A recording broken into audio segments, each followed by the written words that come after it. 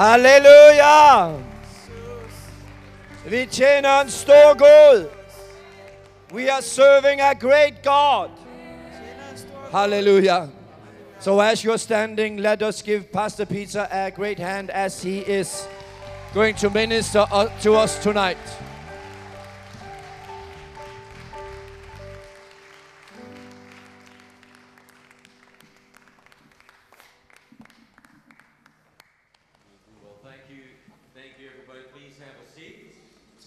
Sammen, der skulle sætte ned. I'd like my wife to come forward for a moment to greet you. Jeg vil, at min kone skal komme frem et øjeblik og bare hilse på jer. Min hustru Vivian. We have another mic for her. Har vi en mikrofon mere? Or shall she just speak in here? Eller skal vi bare tale lidt her? We love each other. Come. Oh, okay. Vi elsker hinanden, så kom her. Hallelujah. It's so great to be here. Det er så godt at være her. I am so happy that Peter asked me if I would come along. Jeg er så glad for, at Peter spurgte mig, om jeg ville komme med.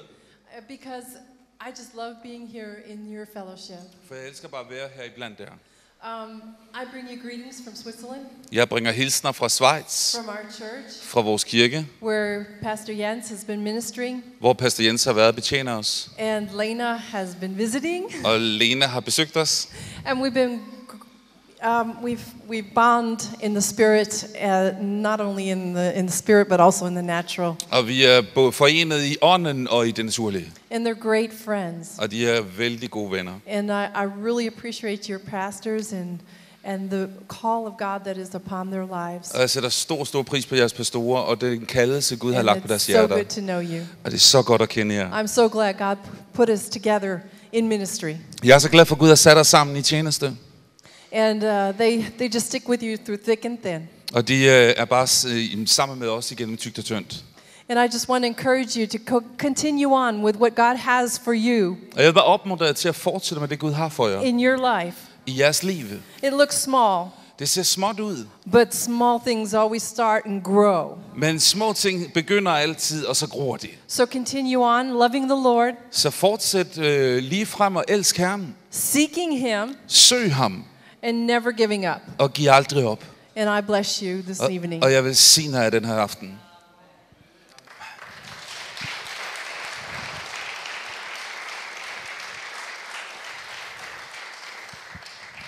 Thank you, dear. I can just say amen to all she just said. Tak skal du have, og jeg kan bare sige tak til alt, hvad hun lige sagde. I will say it from my own side tomorrow then, so we can save a little time. Og i morgen kommer jeg til at sige det fra min synsvinkel, så vi kan spare lidt tid. But I am always happy to come here to Denmark. Men jeg er altid begejstret for at komme her til Danmark. I get so inspired Jeg bliver så inspireret, when I hear Danish når jeg hører dansk. to speak in tongues. Det er som at tale i tunger. It just comes forth when I hear your language. Det kommer bare som tungetal, når jeg hører jeres sprog. Praise the Lord. Amen. Priset være Herrens navn. Amen. I was standing out in the back at the end of the afternoon service. Og ved afslutningen af eftermiddagsgudstjenesten, så stod jeg ude bagved. And an elderly gentleman came up to me thinking I was probably one of the workers here. Og der var en ældre herre, som kom til mig. Han troede sikkert, at jeg var en af medarbejderne her. And asked me, who's speaking tonight? Og han spurgte, hvem taler i aften? And I said, I think it's me. Og jeg sagde, jeg tror, det er mig. And then he said, well, who are you? Og så sagde han, jamen, hvem er du?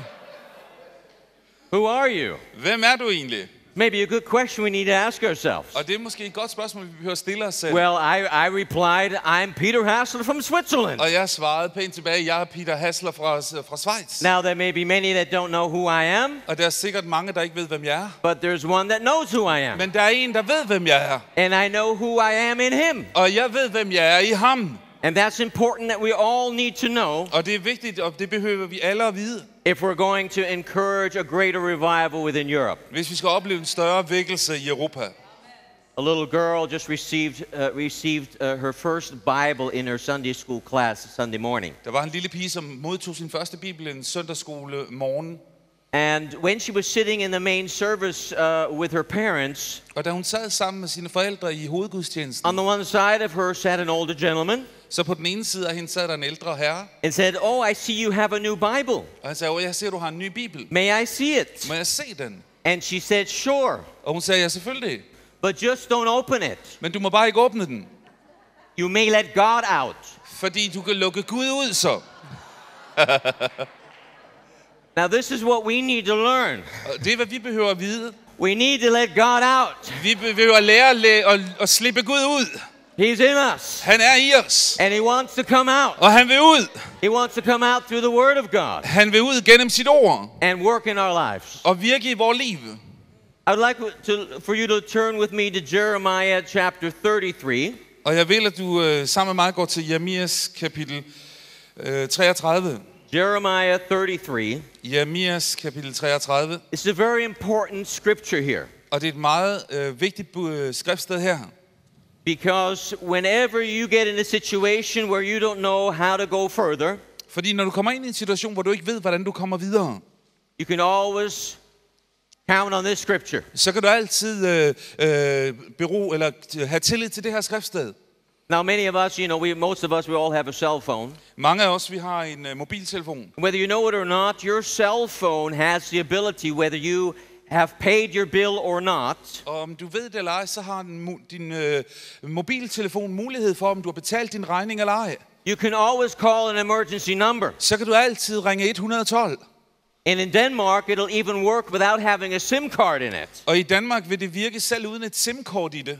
You can always call a number. Du kan altid ringe på You det can nummer. always reach the emergency Du kan people. altid nå dem, som har med akutten at Whatever gøre. you need, Hvad som helst du you behøver, can reach them. så kan du nå dem. This scripture here, Det skriftsted her, this is your hotline to heaven. det er din hotline til himlen. Jeremiah 33, Jeremias 33, 3. let's read it. Lad os læse det. Says, call unto me, and I will answer you, Og der står, kald på mig, så vil jeg svare dig. and show you great and mighty things which you know not. Og kun gør dig store og lønlige ting, du ikke kender.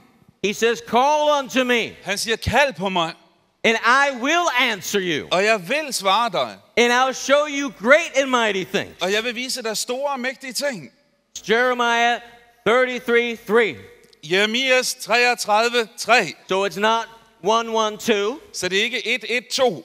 That's what you dial with your phone. Det er det, du ringer på din telefon. But if you want your hotline to heaven, Men vil du have din hotline til himlen? whatever you need, Hvad som helst du whatever your behøver. situation, Hvordan din when situation people er. are asking, who are you? Når folk spørger, hvem du er, You can call Jeremiah 3:3:3, så kan du kalde Jeremias 3, 3, 3. and I will answer you Og jeg vil svare and dig show you great and mighty things. og vise dig store og lønlige ting. What is it? Hvad er det?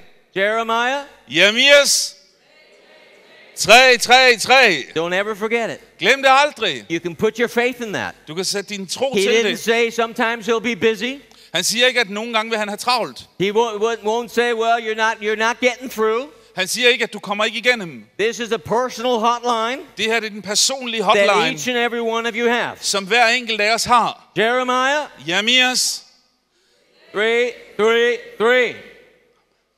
Now there was a gentleman Der var en herre, that had enough money to buy a ticket for a passage on a boat to America. som havde penge nok til at tage med en bådrejse til USA.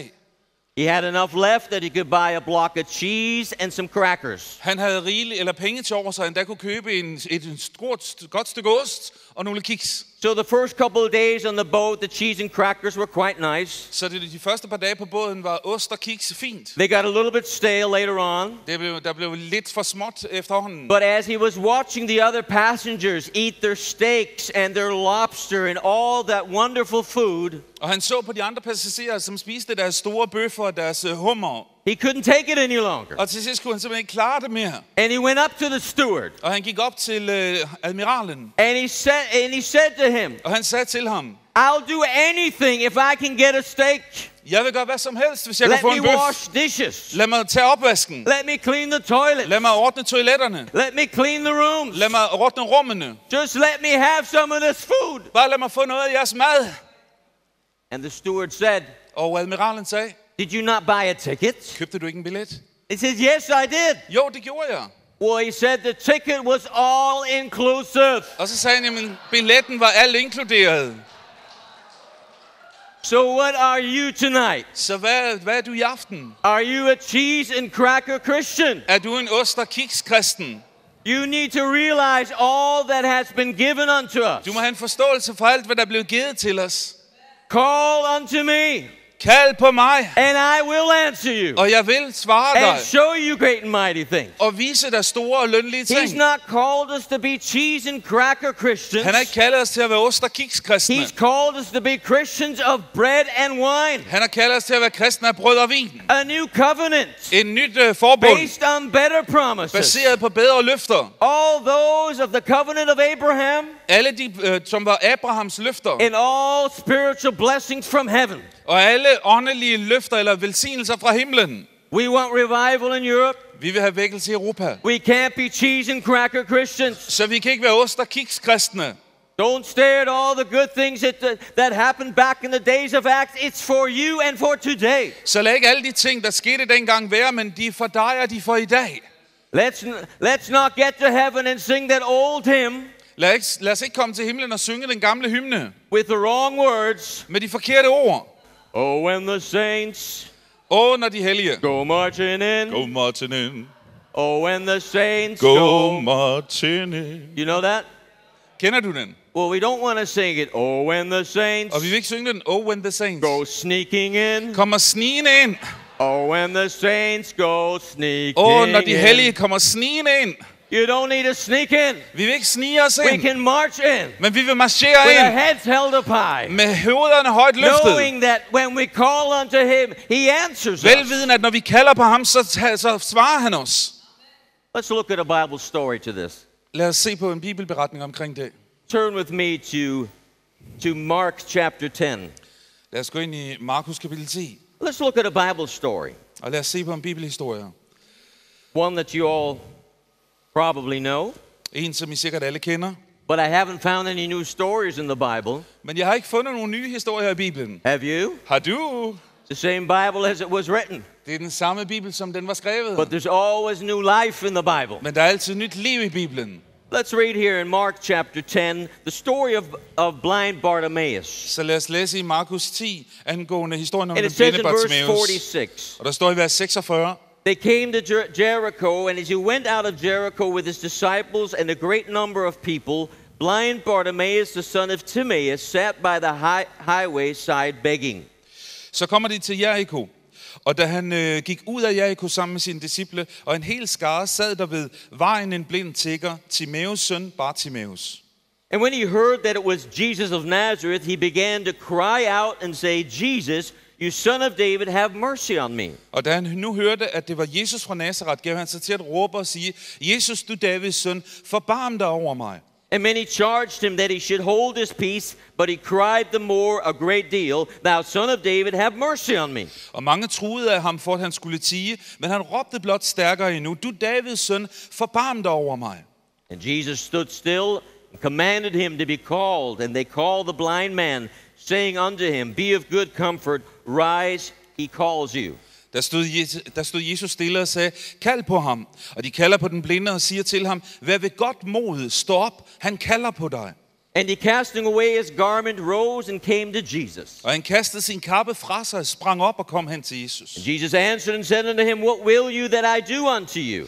Så tog Jesus til ord og spurgte ham, hvad vil du, at jeg skal gøre for dig? And the blind man said unto him, Lord, that I may receive my sight. Den blinde svarede, Rabbuni, lad mig få mit syn igen. And Jesus said unto him, go your way, your faith has made you whole. And immediately he received his sight and followed Jesus in the way. Jesus sagde til ham, gå bort, din tro har frelst dig. Og straks fik han sit syn igen, og han fulgte ham på hans vej. Bartimaeus decided he didn't want to stay the way he was. Bartimaeus besluttede sig for, at han ikke ville blive, som han var. And when he heard that Jesus was passing by, he called unto him. Og da han hørte, at Jesus gik forbi ham, kaldte han på ham. Everybody told him to be quiet. Alle fortalte, nu skulle du være You stille. are of no importance. Du er ikke vigtig her. Don't bother Jesus. Lad være med at forstyrre Jesus. He's busy with more important things and more important people. Han har travlt med vigtigere ting og vigtigere mennesker end dig. Now, Bartimaeus was his name. Bartimaeus var hans navn. He was the son of Timaeus. Han var Timaeus søn. That's what bar means. Bar means son of Timaeus. Og det er hvad bar mener. Det betyder søn af Timaeus. And Timaeus means unclean or filth. Og Timaeus betyder uren eller beskidt. So this blind man, his name was, you are the son of dirt. Så den her blinde mand, hans navn var, du er søn af snavs. You are the son of unclean. Du er søn af urent. How would you like to be called that your life long? Og hvordan ville du have det, hvis du skulle kaldes det resten af dit liv? Constantly being told you are the son of filth. Du er søn af den beskidte. You're crying out to Jesus. Du råber ud til Jesus. No wonder they said, be quiet, you're of no importance. Og det er ikke underligt, de siger til ham, vær stille, du er ikke vigtig. But he knew Men han vidste, he is of importance. at han var vigtig. And he didn't stay quiet. Og han var ikke stille.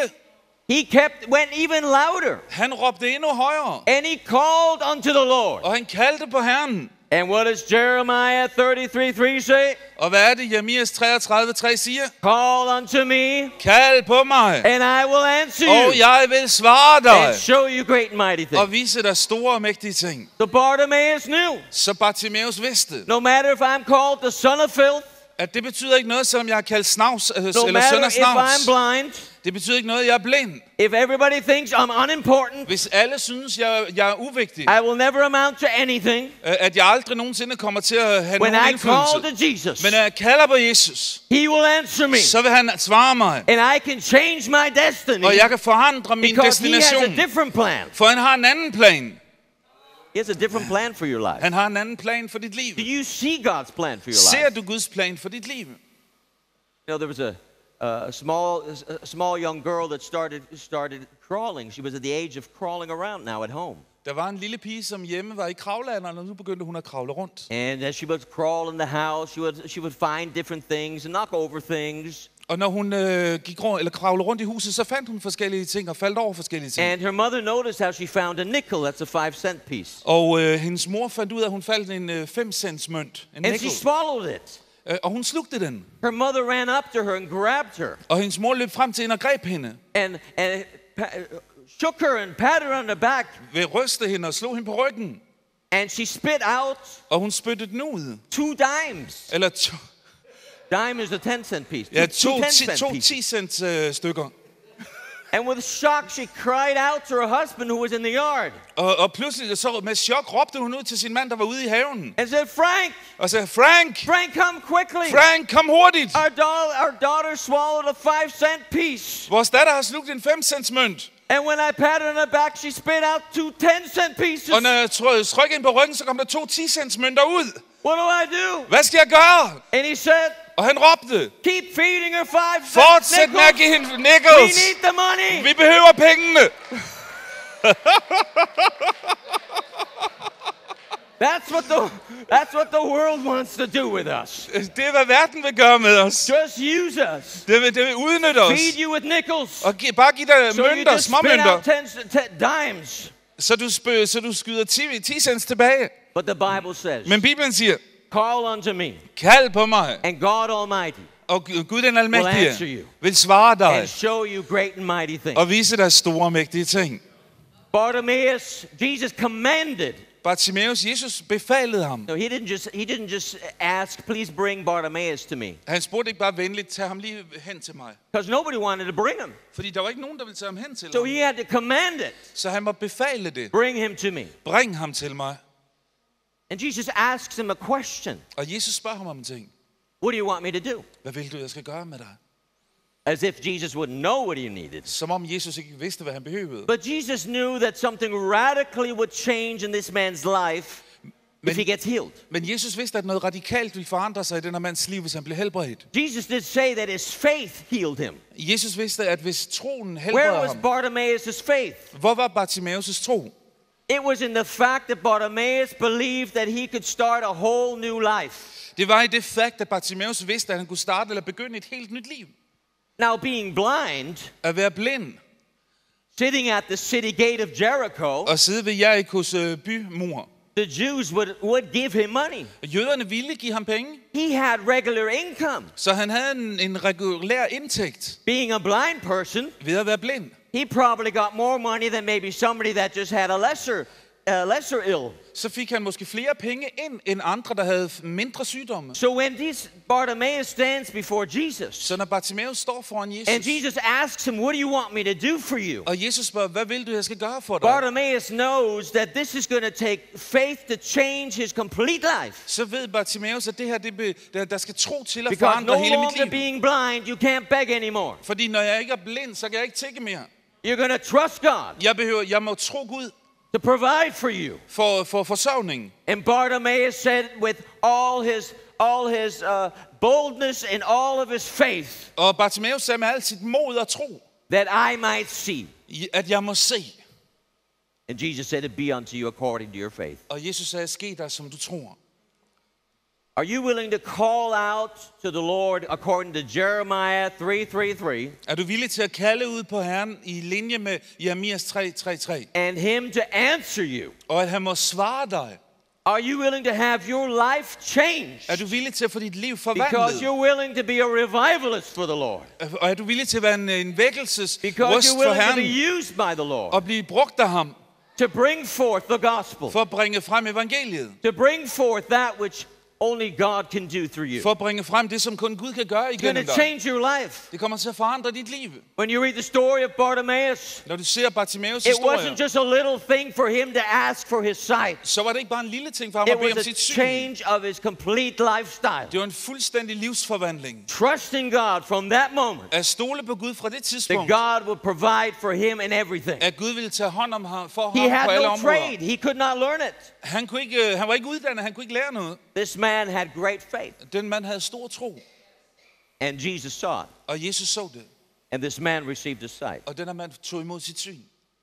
Are we ready to have the Lord change our destiny? Er vi klar til at få Herren til at forandre When we vores co- destination? When we call on the Lord, Og vi kalder på Herren, do we realize that He has ability to answer in a way that can change your complete life? har vi en forståelse for, at han kan svare på en måde, som fuldstændig forandrer din tilværelse. That you're no longer a cheese and cracker Christian, At du ikke længere er en ost- og kiks-kristen, but you begin to realize what it means to have bread and wine. men at du får en oplevelse af, hvad det betyder at have brød og vin. The new covenant meal, Den nye pagts where måltid. all things have been purchased for you At alt er blevet givet til dig by Jesus Christ. gennem Jesus Kristus.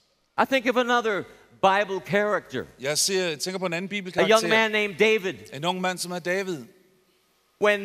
When Samuel the prophet came to the house to anoint a new king for Israel, Når Samuel, profeten, kom til huset for at salve en ny konge til profet over Israel. and Samuel brought all of his sons, Og han bragte alle sine sønner. and Samuel said, it's none of them. Og Samuel sagde, det er ikke nogen af dem. And Samuel had to ask, you have another one? Og Samuel måtte spørge ham, har du ikke en anden? And he said, yeah, I actually do. Yo. I actually forgot about this guy. Jo, det har jeg da faktisk. Ham havde jeg da helt glemt. He's actually out there with the sheep, Han er ude med fårene. but you won't be able to do anything with him. Men ham kan du da ikke gøre noget med. He's a red-headed young boy. Han er rødhåret, og så er han ung. His father, David's father, didn't even think about calling him to this meeting. Davids far overvejede ikke engang at kalde ham ind til mødet der. But Prophet Samuel said, go get him. I'm not leaving until we just try everything. Men profet Samuel sagde, gå hen og hent ham, fordi jeg går ikke, før vi har prøvet alt. And you know the story. Og du kender historien. David came and he was anointed to be the next king after Saul. David kommer, og han blev salvet til at være konge efter Saul. But David didn't have it easy. Men David havde det ikke let. You remember the story of Goliath. Kan du huske Goliat? Nobody wanted to fight Goliath. Ingen ville kæmpe mod Goliat. David was sent to bring the lunch to his brothers who were soldiers in the army. David skulle ud til sine brødre med frokost til dem i hæren. And he asked, isn't anybody going to go up against Goliath? Og han spørger, er der ikke nogen, der vil gå op mod Goliat? And they said, who are you? Go home. Og de sagde, hvem er du? Gå hjem. And David said, I'll do it. Og David sagde, jeg vil gøre det. I fought the lion and the bear. Jeg har kæmpet mod løven og bjørnen. I know the Lord God shall be with me. Jeg ved, at Herren Gud skal være med mig. He knew what it meant to call on the Lord and he would answer. Han vidste, hvad det betød at kalde på Herren og få et svar. And he went out and he slew Goliath. Og han gik derud, og så slog han Goliat. and chopped off his head. Og han huggede hovedet af ham. But most people stop with the story there. De fleste mennesker standser med historien der. You miss the best part. Men så går du glip af den bedste del. Because you know what David did with Goliath's head? For ved du, hvad David gjorde med Goliats hoved? He took Goliath's head Han tog hans hoved and brought it to Jerusalem, og tog til Jerusalem med det, which was still under the rule of the Jebusites. som stadig var under jebusitternes hervælde. It was the one city the Israelites could not conquer. Det var den eneste by, israelitterne ikke kunne overvinde. And David, Og David, this young boy still, den her unge chopped ven, off the head of Goliath, som havde hugget hovedet af took Goliat, that head, tog hovedet went to the city of Jerusalem, og gik ind i Jerusalem, showed it to the Jebusites, viste jebusitterne said, you hovedet guys are next. og sagde, I er de næste. Read the story. Læs historien.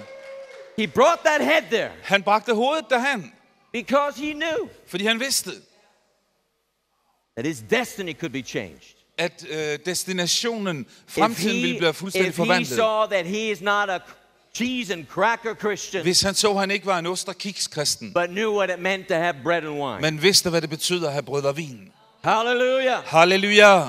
Can you say amen? Kan du sige amen? Oh, praise God. It's true. Det er sandt.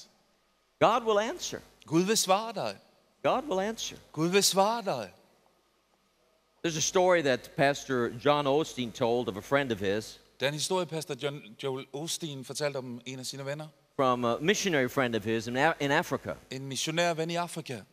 And Pastor Lovik was his name, Pastor Lovik var hans navn, in the country of Cameroon. som var i Kamerun. And a young man out of the bush came to the mission station Og en ung mand fra bushen kom ind på missionsstationen looking for a job. og ledte efter arbejde. His name was Azamono. Og hans navn var Asamuno.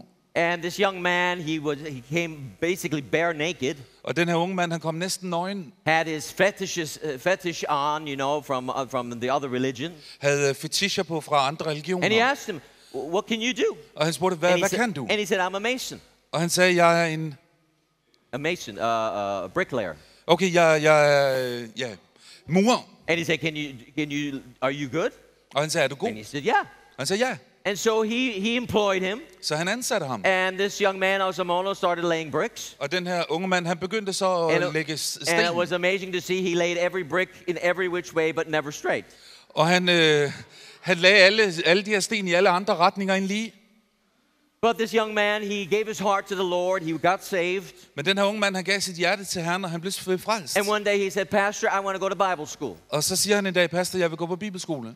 And the pastor just didn't want to really send him to the Bible school. Og pastoren ville egentlig ikke sende ham til Until he got a bibelskolen. letter from his friend, Reverend Wilson, Indtil han fik et brev fra sin ven, that Robert said, Wilson, we need Bible school students. som sagde, vi behøver have bibelskolestudenter. anybody? Har du nogen? And he thought, well, if you knew who I had, man. Og han sagde, du skulle bare vide, hvad jeg har. So he took Azamono to him. Så han sendte Asamono til ham. And Reverend Wilson asked, is he a good student? Og Reverend Wilson sagde, fik en god student.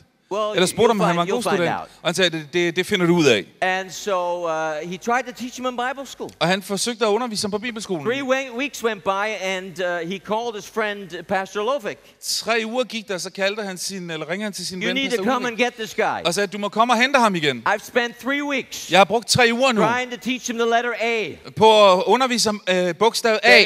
His name, Azamono, starts with A. Og hans navn, Asamono, starter med A. And he'll write every letter from B to Z, but without A. Og han skriver alle bogstaver fra B og så frem efter, men ikke A. And so he had to go and get him. Og du må hente ham. And he was quite discouraged. Og han var meget skuffet. And he went, as they got back to the mission station, he went into the church to pray. Og da de kom tilbage til missionsstationen, gik han ind i menigheden for at bede. And Pastor Lovik was praying as well. Lord, help me to encourage this young man. Og pastoren bad og sagde, Herre, hjælp mig med at opmuntre den unge And mand. so this young man would he prayed for a couple of days and nights. Så den her unge mand, han bad for nogle dage og nætter. And he came then to Pastor Lovik and said, couldn't I go start a church in Kulunga? Og han sagde til pastor Lurik, kan jeg ikke tage til Kurunga og starte en menighed der? And Pastor Lovick said, no, I actually got that plan for somebody else from Bible school. Og Pastor Lovick sagde, det har jeg egentlig planlagt for en anden fra But bibelskolen. Osamono was so discouraged that Pastor Lovick said, okay, you can't do much harm. I'll bring you there. Men Omunga var så skuffet, så han sagde, lad mig gøre det.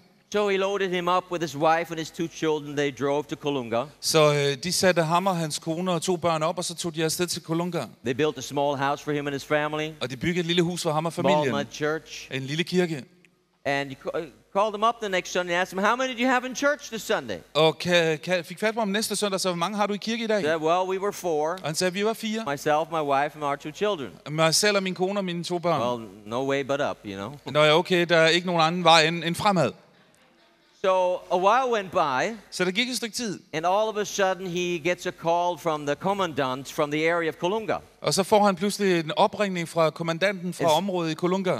Says, Pastor Lovick, you gotta come now. Og han siger, Pastor Lovick, du må The komme, og whole du skal komme nu, region fordi is hele in regionen chaos because of Asamono. er kaotisk på grund af Asamono. And so he gets in his truck, he drives up there, and as he gets into Kolunga, Og han sætter sig ind i 4-hjulstrækker og kører op, og da han kommer til Kolunga, there's 20 to 30,000 people Så all der- gathered around. så er der 20-30.000 mennesker He goes overalt to der. find the house from Asamono, Og det går næsten ikke at finde det her hus til Asamono. walks in there, and he's sleeping. Men han går ind i hans hus, og And han he says, sover. Asamono, what's up with you? Og han siger, Asamono, hvad can sker you der? sleep? Hvordan kan du sove? What's happening? Hvad sker der? What's going on? Hvad er der? And Asamono tells him the story. Og Asamono fortæller historien. You remember when we came here to Kolunga, Kan du huske, da vi kom her til Kolunga? and there was this wild man in this town, Og der var den her vilde mand i byen. and he jumped up on our truck, Og han hoppede op på and vores lastbil. he was full of cow dung, and he was slobbering all over. Og han var fyldt med alt muligt snavs fra køer og så videre. Lugtede helt vildt. Pastor Lovick said, yes, I remember him. Og Pastor Lovick sagde, ja, jeg kan huske ham. Well, one day I was just walking along, and the voice of the Lord came to me Og en dag så vandrede jeg bare, Herrens røst lød til mig. and said, if you believe me, you'll see the glory of God. Og han sagde, hvis du tror mig, skal du se min herlighed. Well, Osamono said I had just purchased a couple of eggs at the market. Og Asamono sagde, jeg har bare fået nogle æg på markedet. And so as I turned to go home, Så på vejen hjem, I saw this lunatic så jeg den her galning, over in the corner of the market. som var over i hjørnet af markedspladsen. And the Lord said, go over to him and lay hands on him. Og Herren sagde, gå over til ham og læg dine hænder på ham. So I laid down those eggs on the ground, Så jeg lagde de her æg på went over there, marken, laid hands on him. og så gik jeg over og lagde hænderne på ham. And he said, Pastor Lovick, you know how it is when we get in a prayer meeting Og han sagde, Pastor Lovick, du ved, hvordan det er, når vi går ind i bønnemøder. and the anointing just comes on you? Og salvelsen kommer over dig. That's what happened as I was there, and I laid hands on this lunatic. Og det var det, der skete, da jeg lagde hænderne på den her galning. And I prayed a heavenly prayer of authority. Jeg bad en himmelsk bøn om I didn't know what autoritet. to do of myself. Jeg vidste ikke, hvad jeg skulle gøre af mig selv.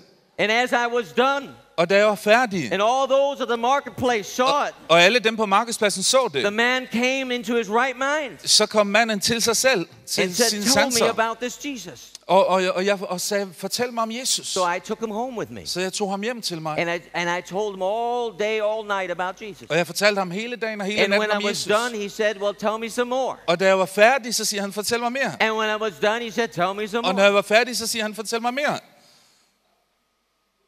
And he learned about Jesus.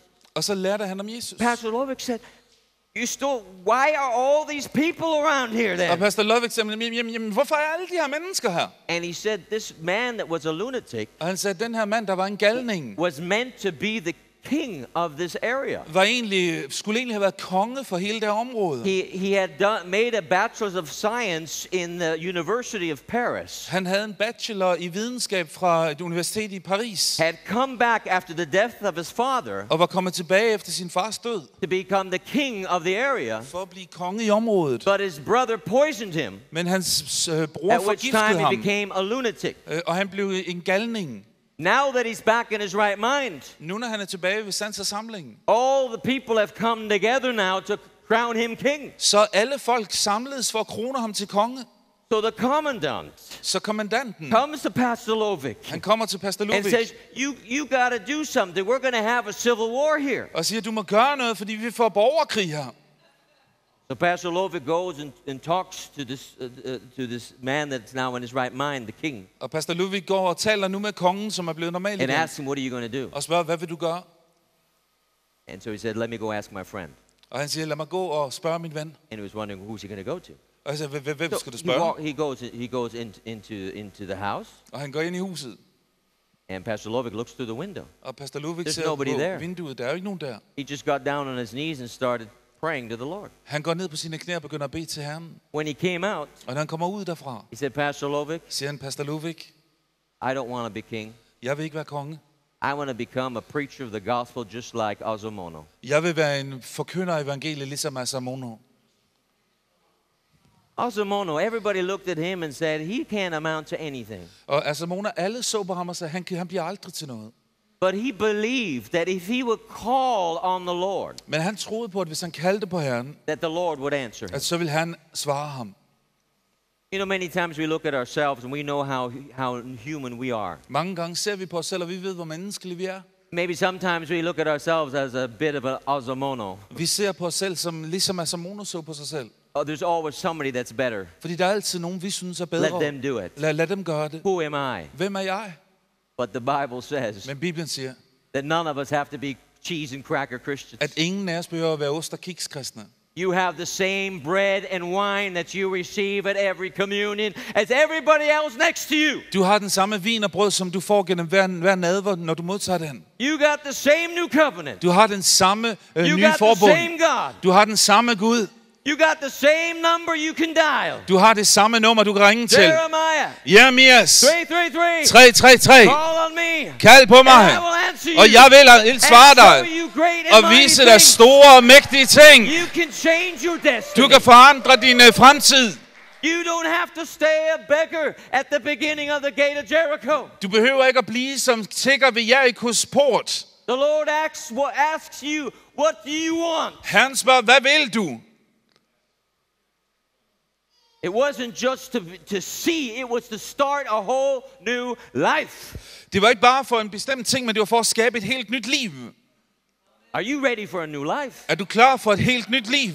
You maybe came just to get healed. Du kom måske bare for at blive helbredt. You maybe came just to be blessed a little bit. Du kom måske bare for at blive en lille smule But I'll tell you velsignet. one thing that the Lord wants to give you. Men jeg vil sige en ting, han vil He give dig. wants to give you a whole new life. Han vil give dig et helt nyt He wants liv. you to know that your destiny can be changed. Han vil vise dig, at din destination kan blive fuldstændig forandret.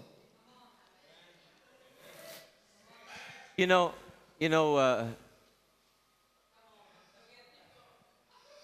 it's only 9:30. Den er kun 9:30. I'm actually a little bit sad tonight. Jeg er faktisk en lille smule bedrøvet i aften. Switzerland lost the eighth final. Yeah. Yeah. But I have to. thank you. So Denmark was anyway, not there. but those things are actually of no big importance. Men de ting er jo ikke af stor værdi. You are of importance, Du er vigtig. and you are of so much importance Og du er så vigtig, that the Lord will also call you. at han også vil kalde dig. I remember my brother. We were in Switzerland at the time, and he wanted to go study in America. Jeg husker, min bror var i Schweiz på et tidspunkt, han ville studere i Amerika. He didn't know how it would come about because you need a lot of money to go study at college in America. Men han vidste ikke, hvordan det skulle blive til, fordi du behøver mange penge for at komme til USA og studere. He was not saved. Han var ikke frelst. We did not go to church. Vi gik ikke i kirke.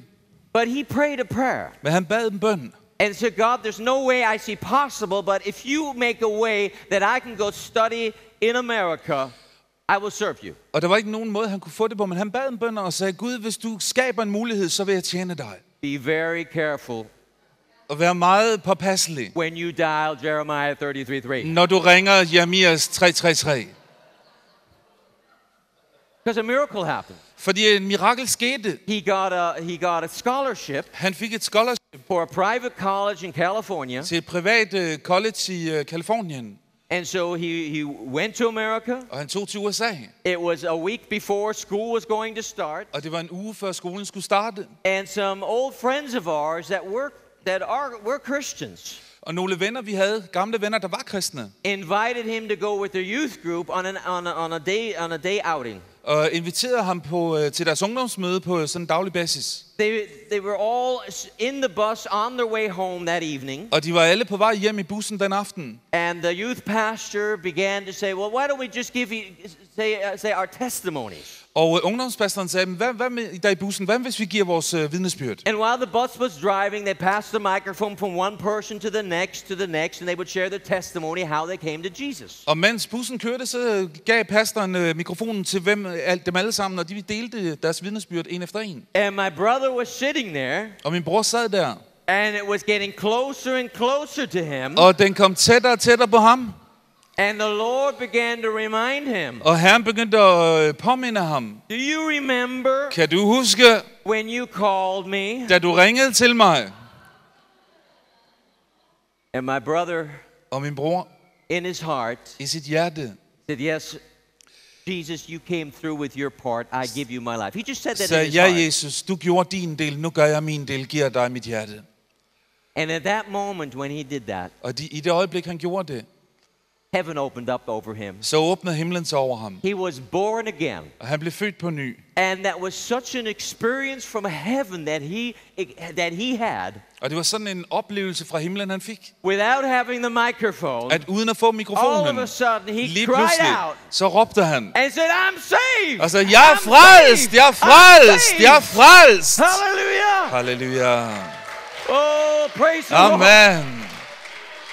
Now be careful when you dial. Så vær forsigtig, når du ringer. 33:3. Jeremias 33:3. Because the Lord knows your number to call you back. Herren får dit nummer ind, så han kan ringe sig tilbage. And he will call you. Og han vil ringe til dig. Because he wants your life totally changed. Fordi han vil have dit liv fuldstændig forandret. Og når vores liv er forandret, the world around us changes. Så forandrer verden omkring sig.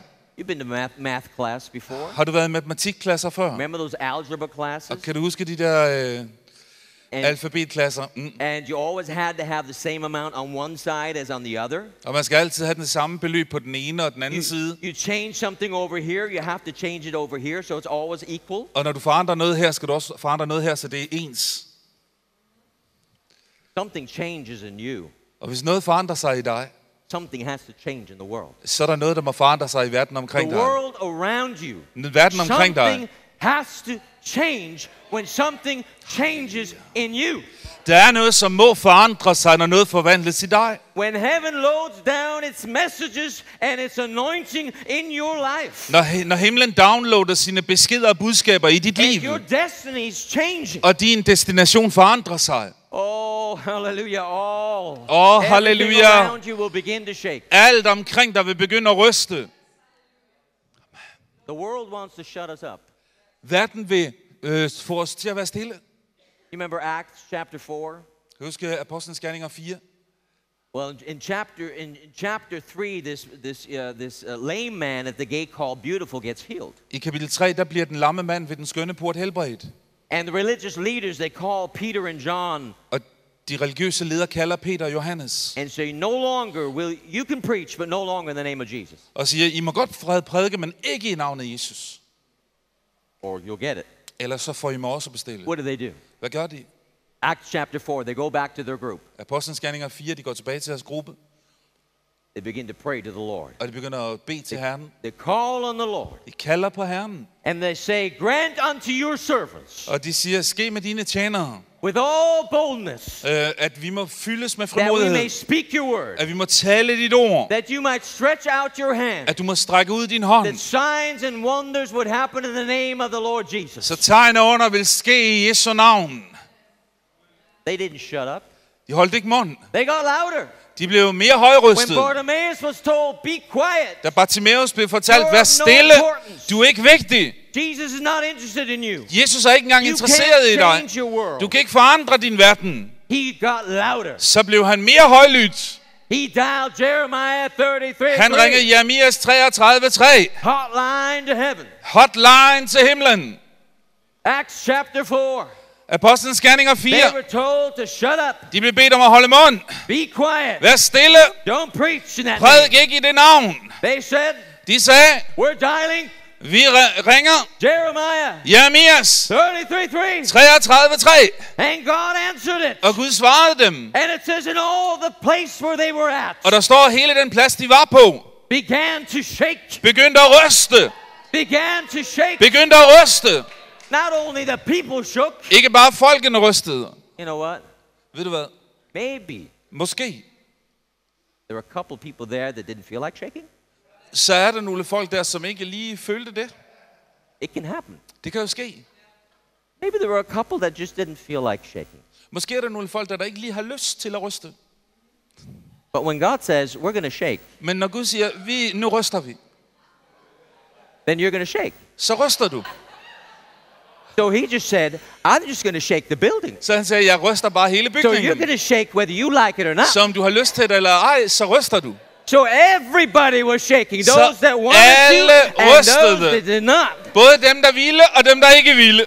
Because he's got to sometimes just shake that stuff out of you. Så fordi han behøver nogle gange at ryste det der ud af dig. That you don't remain at the gate of Jericho, Så du ikke bliver ved Jerikos port begging from the world, og beder verden om but that you almisse. cry out to Jesus. Men at du råber ud til Jesus. Jeremiah, Jeremias 33:3. call unto me, Kald på mig, and I will answer you, og jeg vil svare dig. and show you great and og mighty vise dig things. store og mægtige ting. I'm going to make sure you don't forget my message. Jeg vil være sikker på, at du ikke glemmer mit budskab. Everybody knows cornflakes. Alle kender cornflakes. All right. Now, did you ever notice Har du nogensinde været opmærksom på, when you open up a box? at når du åbner en kasse, Boy, they glued this pretty good. Hang on, I'll get it. My gosh. Break it open here. Anyway. When you open up a box and you pull out the bag, når du åbner en æske, og så trækker posen ud, that's quite disappointing. det her, det er crackers. That is disappointing. Where are the cornflakes? Det her, det er skuffende, fordi hvor er cornflakesene? A third of the bag is empty. En tredjedel af posen I er tom. got chipped. Jeg er blevet snydt. Well, I'll tell you what happened. Skal jeg fortælle dig, hvad der skete? When they filled the bag, Da de fyldte posen, it was full all the way up to here. så var den fyldt helt derop til. But until it landed at your house, Men i mellemtiden, inden den It landede i got- dit hus, shook. så blev den rystet. It got shook. And if we continue to shake it, Den blev rystet. Hvis vi you're fortsætter med going at to ryste shake den, all the excess air out of here. så vil du ryste al luften ud af den. So there's more room up Så der er here mere plads heroppe to put more in. til at putte mere i. My dear friend, Min kære ven, we need to let God shake our lives vi må lade Gud ryste vores liv, so that He gets more så room der bliver mere plads to put more til, at into han kan us. putte mere ind i os Fill you more og up fylde dig mere with that anointing, med den with that salvelse, power, med den with that styrke, spirit. med den kraft og med den Shake, ånd. my dear Ryst! friend. Ryst! So every time you get your breakfast from now on, Så hver gang du får din morgenmad fra and nu you af, see the bag, og du ser posen, a third empty, en tredjedel er tom, you will remember så vil du me. huske mig. You will remember Du vil huske, the Holy Ghost telling at you Helligånden fortæller you dig, need to shake the air out at of your du life må ryste luften ud af that's dit just liv, taking up space. som bare tager plads, What's telling you you're not good og enough, som siger, du ikke er god you're nok, not important, siger, du ikke er vigtig, you'll never amount to siger, anything. du aldrig vil nå noget. That's a lot of hot air. Der er en masse tom Get luft, that varm out. luft, og få det ud, And call unto the og Lord, kald på Herren, and He will og answer han you, vil svare dig, and He will fill you up og han vil fylde dig op, all the way to the top. Can helt you op say til amen? toppen. Kan du sige Halleluja, amen? just stand up with Halleluja! me. Bare rejs dig op sammen Halleluja. med mig. Halleluja! Glory to God. Halleluja. Be filled, Vær hallelujah. fyldt. Jesus. Jesus. Oh, shake us. Ryst os. Fill us, Lord. Fyld os, Herre. A change of destiny. Lad en forandring af vores Full fremtid. revival. Forvækkelse. We change our Vi lives. forandrer vores We liv. cry unto you, Lord. Vi råber ud til dig, Herre. Hallelujah. Halleluja. We are more than enough in Christ. Vi er mere end nok i Herren. More than enough. Vi er mere end nok. Hallelujah. Halleluja. Halleluja! Whether we're called Bartimaeus Om vi kaldes Bartimaeus, or we're called Asamono, eller vi kalder Asamono, it doesn't det matter betyder ingenting. because we know Jeremiah 33:3. Fordi vi kender Jeremias 33:3. When we call unto you, Og når vi kalder på dig, let's lift our voices right now lad os and løfte call vores unto stemmer nu him og kalde på ham. to fill Lad os you up. kalde på ham Jesus, om at fylde dig op. Jesus, fyld os op, Jesus. Oh, hallelujah. Jesus, Jesus, Jesus. Glory, glory, glory, glory, glory, glory, glory. Thank you, Jesus. More of your glory. More of your glory. More of your Mere af glory. din herlighed. More of your Mere af power, din herlighed. Jesus. Mere af din herlighed. Oh, hallelujah. Hallelujah. Hallelujah. Hallelujah.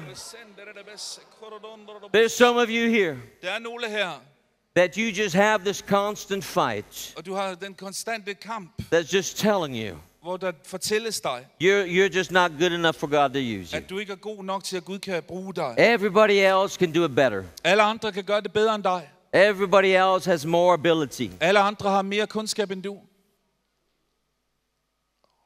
Lord wants to minister to you tonight. Han vil betjene dig i aften. We're going to help you Vi vil hjælpe dig to fill up. til at blive fyldt. Hallelujah.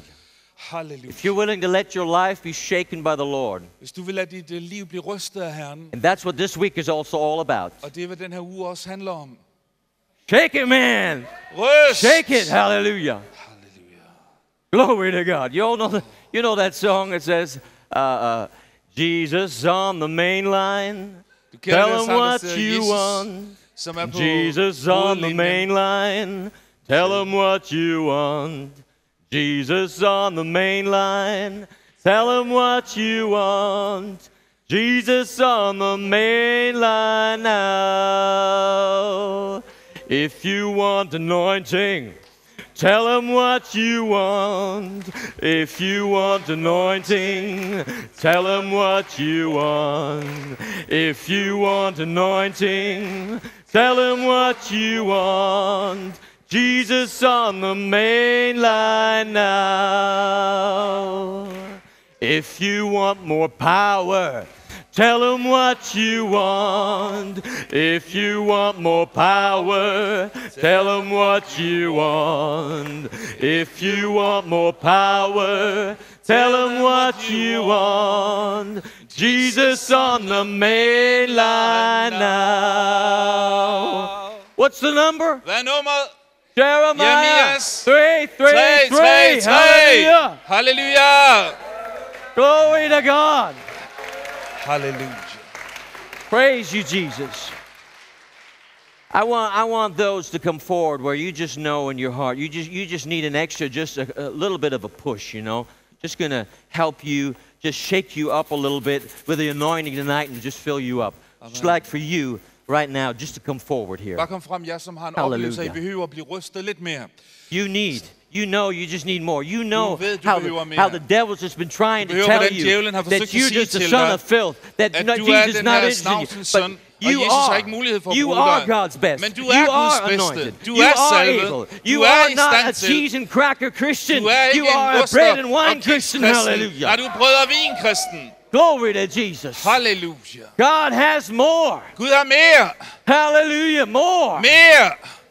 Thank you, Jesus, tonight. Tak, Jesus. Oh, as we lay hands on these here, Når vi lægger hænderne på de her your anointing, Father, nye salvelse to for, fill them up, Lord. så fylde dem op, That her. which you have shaken already, Her vil du allerede have rystet. made room for more. Skab rum for You mere. shall increase it. Og du skal forøge det. All that they need, Alt, hvad de behøver. physically, Fysisk. mentally, Mentalt. spiritually, Åndeligt. in every area, På alle Lord. områder her. In Jesus' I name. Jesu navn. Hallelujah. Halleluja. Pastor Jens and Lane, I would like the Pastor Jens pastors og that Lena, are pastorerne, here, help me. Just kommer let's frem og pray hjælper for these. mig. Let's lay hands on them tonight. Kom og hjælp mig at lægge hænderne på Hallelujah. dem i aften. Because God is Fordi going Herren to fill you up vil tonight. fylde dig med sin salvelse i aften. Oh, He is going to fill Han you vil up in the fylde dig name op of i Jesus. aften i Jesu Right now. navn. That anointing, Lige nu. Father. That Lige anointing, nu. Lord Jesus. Lige nu. Glory, glory, glory, glory, Hallelujah. glory, Father. Right now, Father, let that Lige nu. anointing be upon you in Jesus' name. Let the power of the Spirit in Jesus' name. Hallelujah. Hallelujah. In the name of Jesus. Oh, glory. More. More, Father. More, Father. Oh,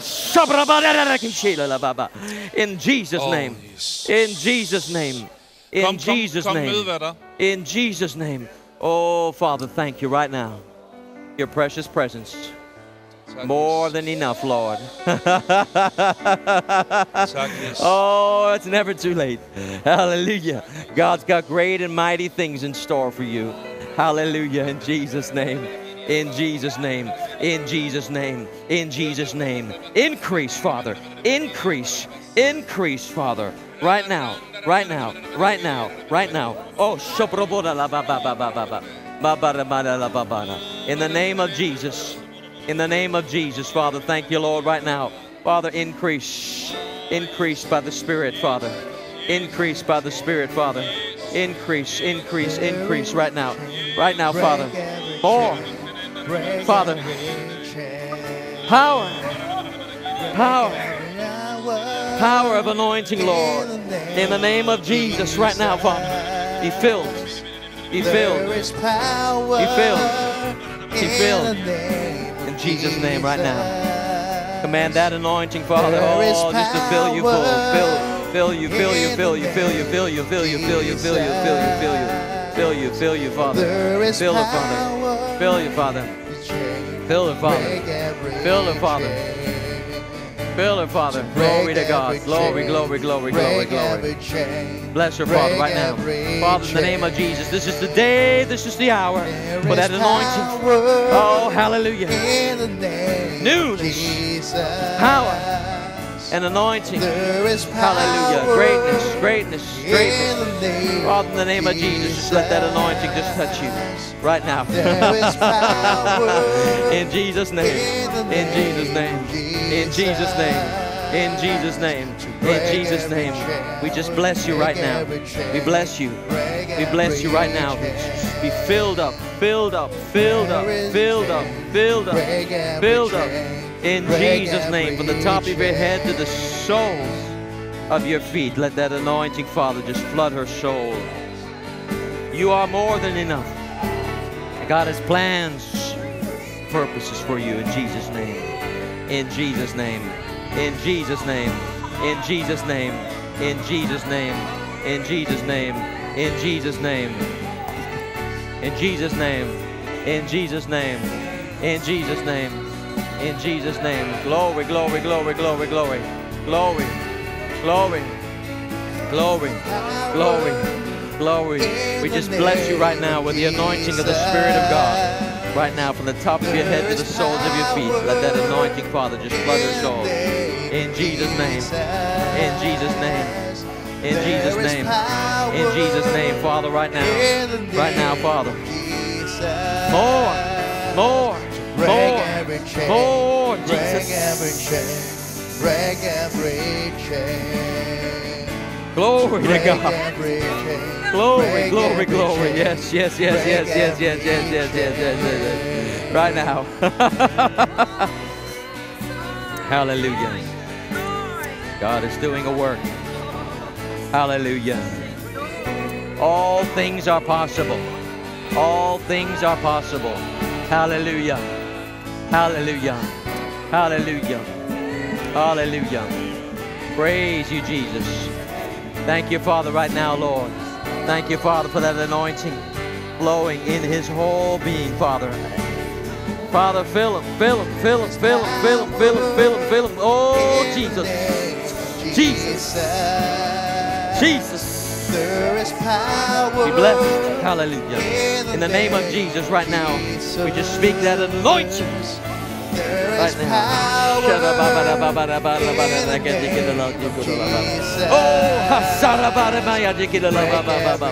In the name of Jesus. New. Hallelujah. Oh, it's all new in Jesus' name. In Jesus' name. In Jesus' name. In Jesus' name. Hallelujah. Oh,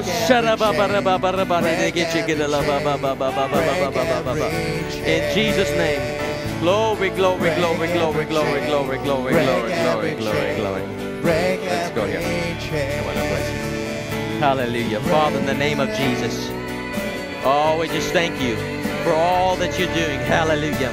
In this gentleman's life. We thank you, Father, for the power of the Holy Ghost, Lord. In the name of Jesus, Father, working in and through him, man. In the name of Jesus. Glory, glory, glory. Glory to God. Hallelujah. Do you understand English? Just want you to know, just because you're in a wheelchair, that doesn't mean nothing. You have just as much the power of the Spirit in you to minister to others.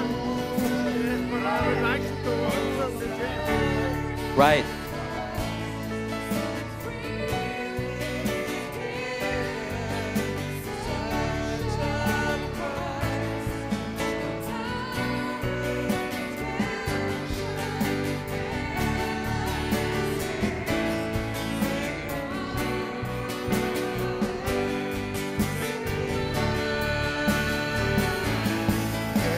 Power in the name of Jesus. There is power in the name of Jesus. There is power in the name of Jesus to break every chain, break every chain, break every chain. Break every chain, break every chain, break every chain, break every chain.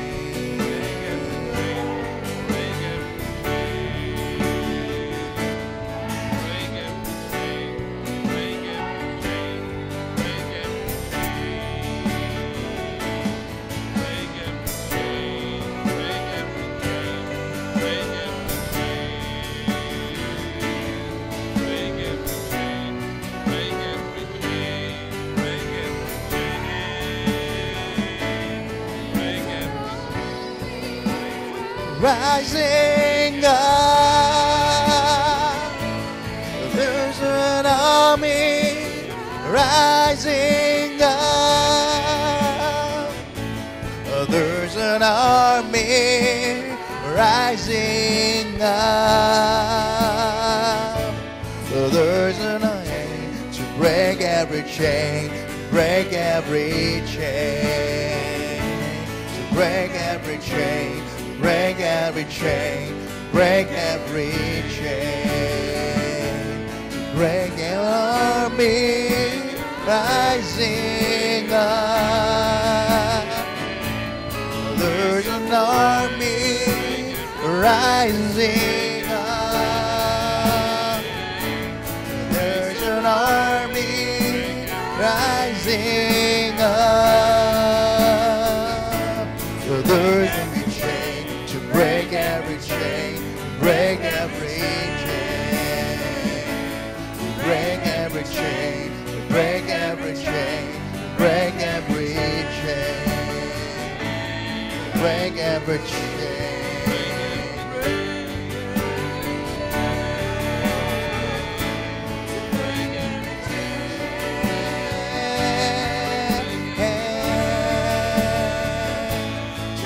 Every chain,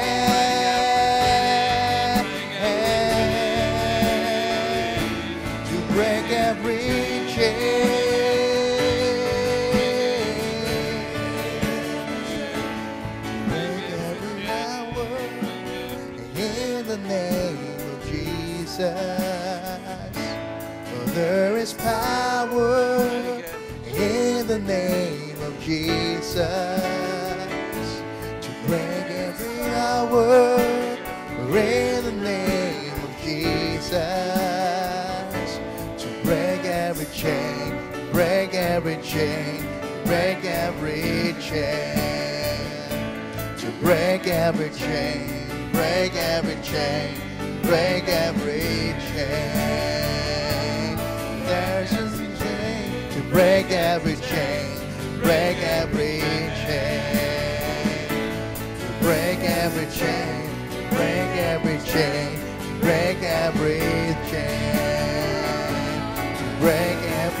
chain,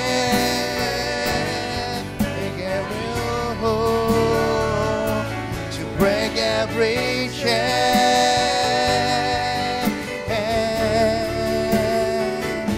to break every chain,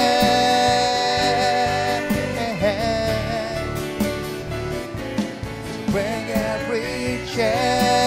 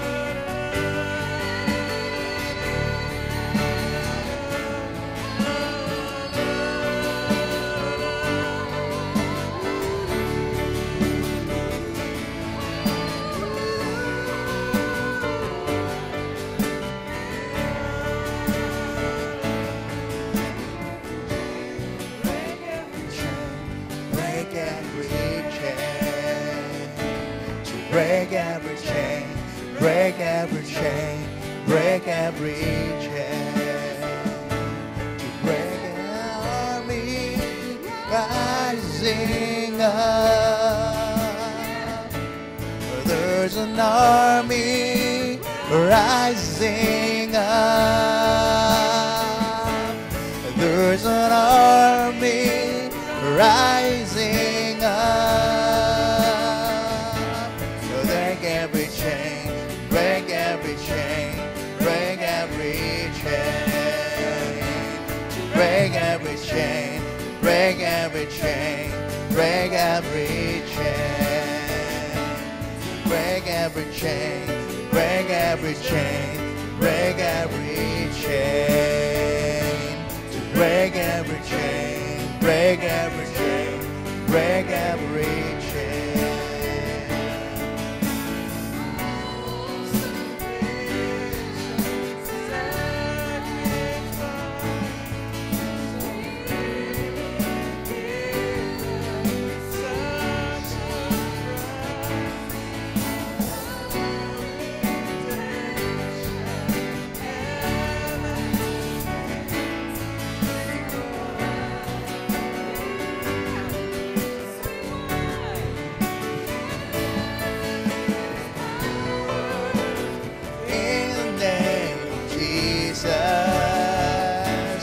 There is power in the name of Jesus. There is power in the name of Jesus. Break every chain, break every chain, break every chain. Break every chain, break every chain, break every chain.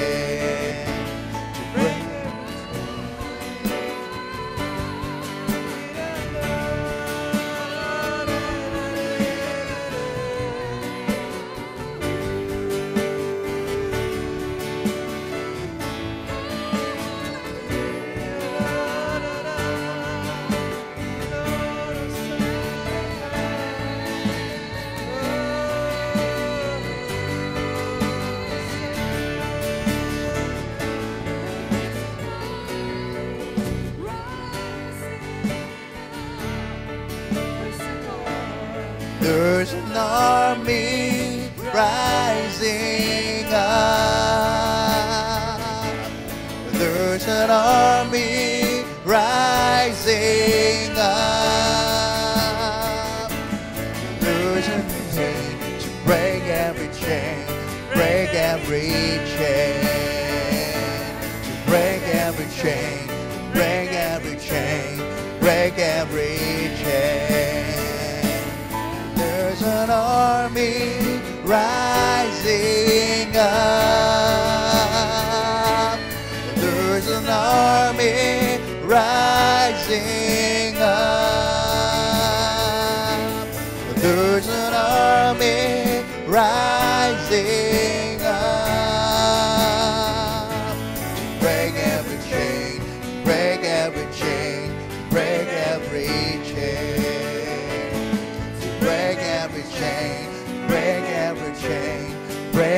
every chain, to break every chain, break every chain, break every chain, to break every chain, break every chain, break every chain. Rising up, there's an army rising up, army rising up, doing every chain, break every chain, break every chain, break every chain, break every chain, break every chain. There's an army rising up. There's an army rising up. There's an army rising up. Break every chain, break every chain, break every chain. To break every chain, break every chain, break every chain. Rising up, I see an army rising up. I see an army rising up.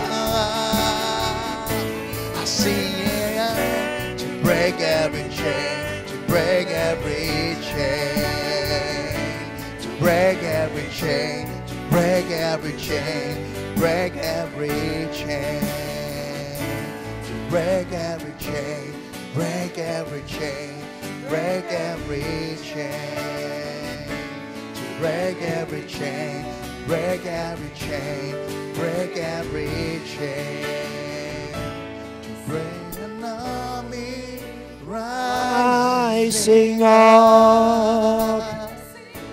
I see an army rising up.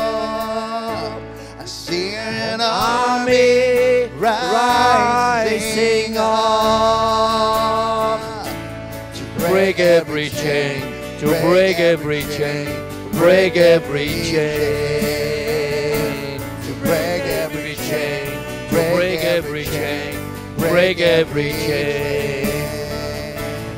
Break every chain. Can you look at your neighbor as you are singing this song? Kan du se på din nabo mens du synger den her sang? Look at your neighbor as you are singing this song. Just sing that song into their spirit. Just look at their face as you are singing this song. Altså se på din nabo mens du synger den her sang. Og bare syng den ind i deres hjerte.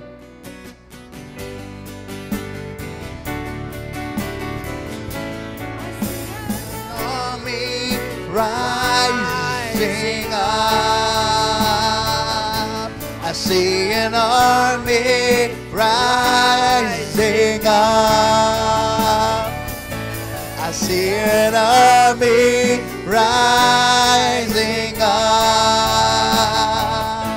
to break every chain, break every chain, to break every chain, to break every chain. Break every chain, break every chain, break every chain, to break every chain, to break every chain, to break every chain, to break every chain.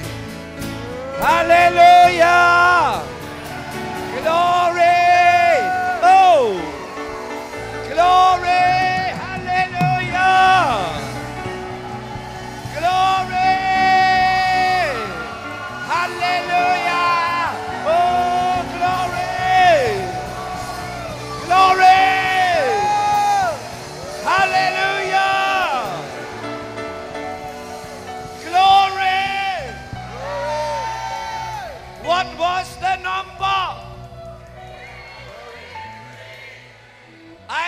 not hear you.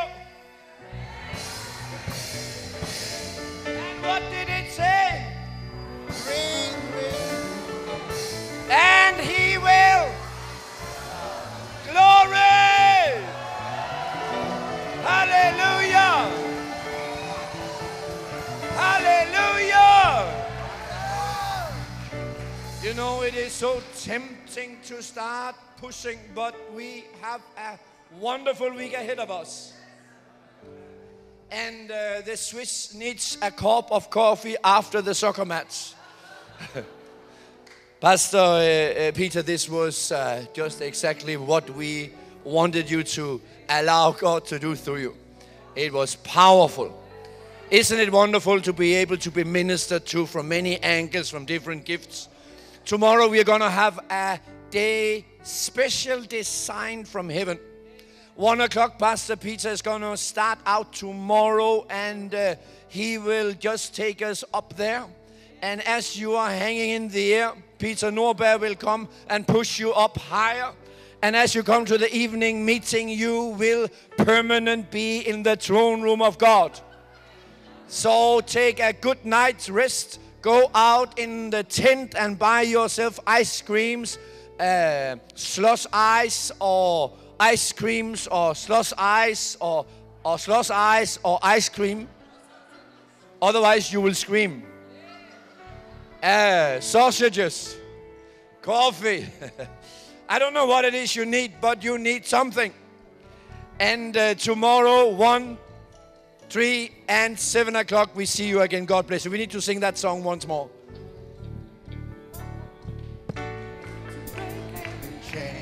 Break every chain. Break every chain. To break every chain. Break every chain. Break every chain. To break every army rising up. There's an army rising up. There's an army rising up.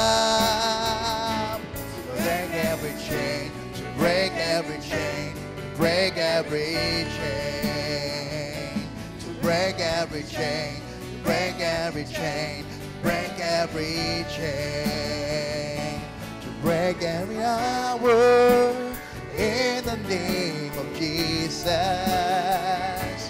There is power in the name of Jesus.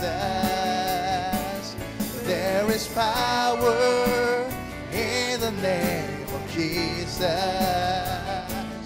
Break every chain, break every chain, break every chain. To break every chain, break every chain, break every chain. To break an army rising up. I see an army rising up. I see an army rising up. I see every chain, break every chain, break every chain. To break every chain, break every chain, break every chain. To break every chain, break every chain, break every chain. To break every chain, break every chain, break every chain.